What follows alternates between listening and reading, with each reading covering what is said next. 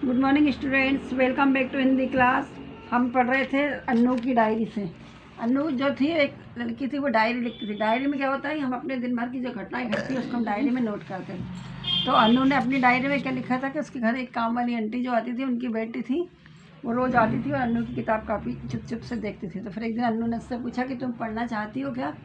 तो रानी बोली थी, उसका नाम रानी था लड़की का। तो रानी बोली कि हाँ मैं दीदी, मेरा पढ़ने का मन है, लेकिन मैं अगर पढ़ने लगूँगी तो मेरी माँ की कामों में मदद कौन करेगा।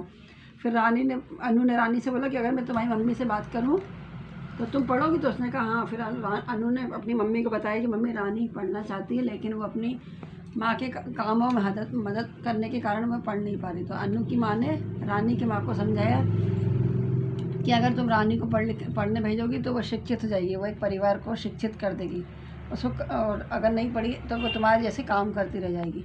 तो इसके लिए रानी की माँ तैयार हो गई थी। तो रानी की माँ को अनु की माँ ने समझाया कि अगर आपकी बेटी पढ़ेगी तो अगली पीढ़ी में ये गलती नहीं होगी कि उसको भी काम करना पड़े। अब हम इसके शब्दार्थ पढ़ने जा रहे हैं। चलिए। अजीब मतलब अनोखा, पुनः मतलब दोबारा, उत्साह जोश, बेसब्री बेताबी, प्रतीक्षा इंतज़ार, अचंभित हैरान, क्षण पल,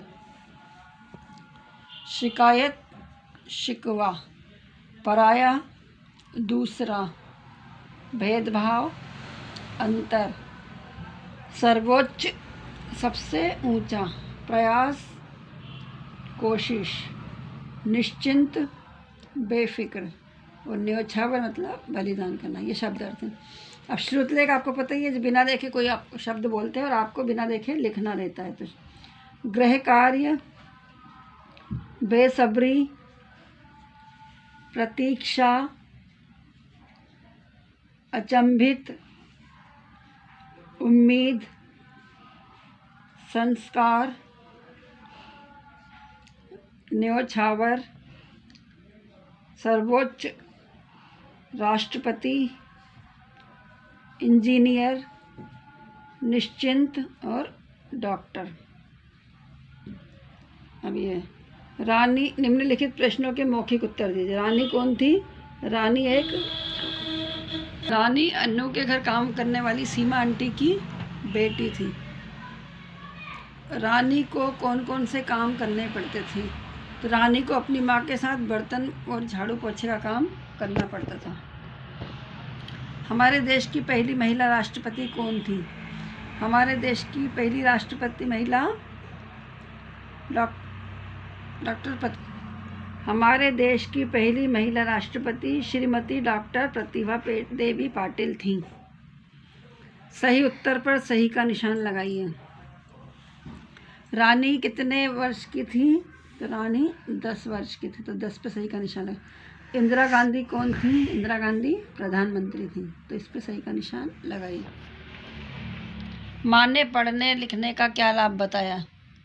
परिवार को अच्छी तरह संभाल पाएगी, लड़कों से आगे निकल जाएगी या पैसा कमाना सीख जाएगी। तो परिवार को अच्छी तरह से संभाल पाएगी। सभी वाक्यों के सामने उत्तर सही तथा गलत का उत्तर लिखिए। अनु अपने कमरे में बैठकर गृह कार्य कर रही थी। सही। रानी अनु की डायरी देख रही थी। गलत। अनु शांतिपूर्वक रानी की प्रतीक्षा कर रही थी। सही। अनु शांतिपूर्वक प्रतीक्षा कर रही थी? नहीं, बेसब्री से कर रही थी। अनु रानी के कारण उदास थी। सही। पढ़ने लिखने के अनेक लाभ होते हैं। सही।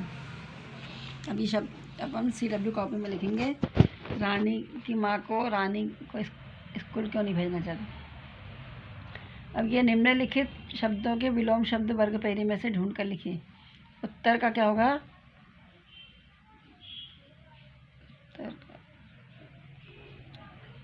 होगा प्रश्न। ये यहाँ पे प्रश्न, यहाँ पे लिखेंगे हम प्रश्न। देश का विदेश, ये विदेश है।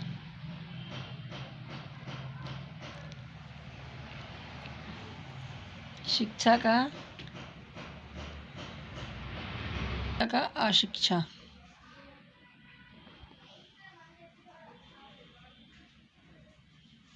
समान का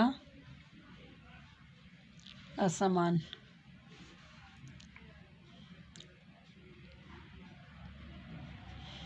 अपना का पराया। आशा का निराशा। अधिकार का क्या होगा?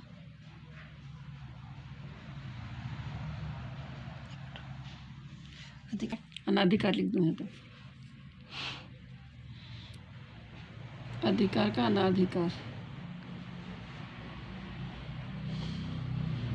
फायदा का नुकसान।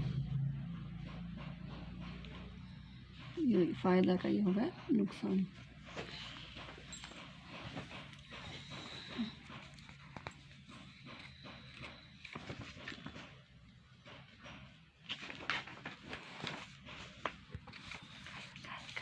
सही। तो आज हमने बुक में क्या क्या पढ़ लिए? सही उत्तर, मौखिक प्रश्नोत्तर और शब्द अर्थ। अब हम कल आगे का कंटिन्यू रखेंगे। आप इसको फिर से रिवाइज कर लीजिएगा। Thank you. Have a good day.